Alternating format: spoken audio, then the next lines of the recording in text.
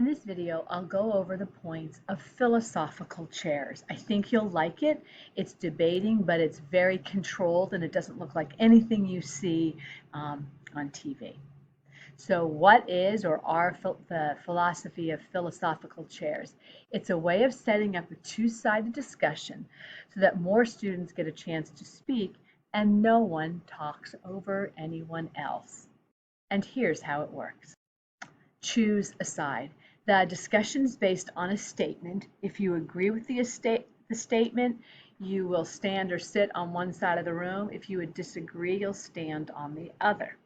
So you'll literally choose a side, and we'll do it online and in the classroom. Not sure how we'll do it. Step 2, the agree side starts. So that's the person who agrees, or the side that agrees, or is on the yes side. So one person from the agree or yes side begins the discussion. They move forward from their group and briefly say why they agree with the statement. When the agree is done, they go sit down, turn off their camera, whatever. Step 3, the disagree goes next. Then one person from the disagree side takes the next turn.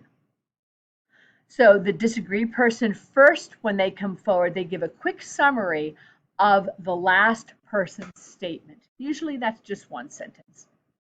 Then they briefly state their own opinion or their side of the argument.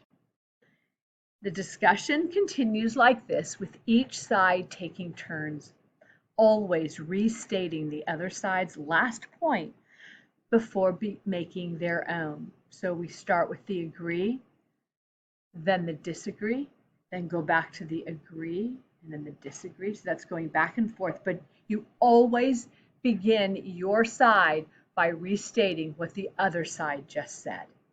And here are the rules.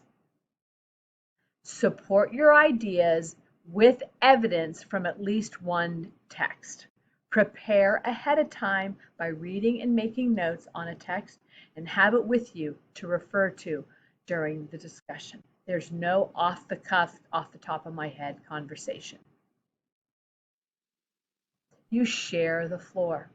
Once you have spoken for your side, you must allow two people from your side to have a turn before you speak again.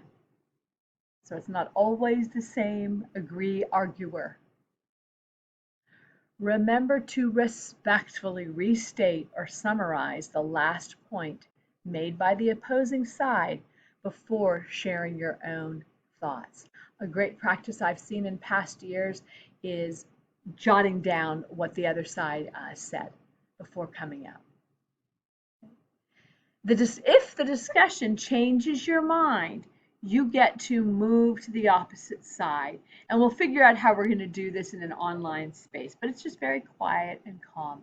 We'll probably use a Jamboard. But yeah, you just move your sticky over to the other side. It's okay to have your mind changed. All right. So when is it over?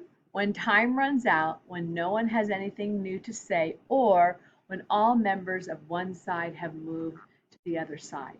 In room 14, we usually keep our philosophical chair discussions about 15 minutes tops. So in this video, we discussed what is philosophical chairs, what is the process or how do you do it, and what the rules are. Look forward to doing this in class with y'all.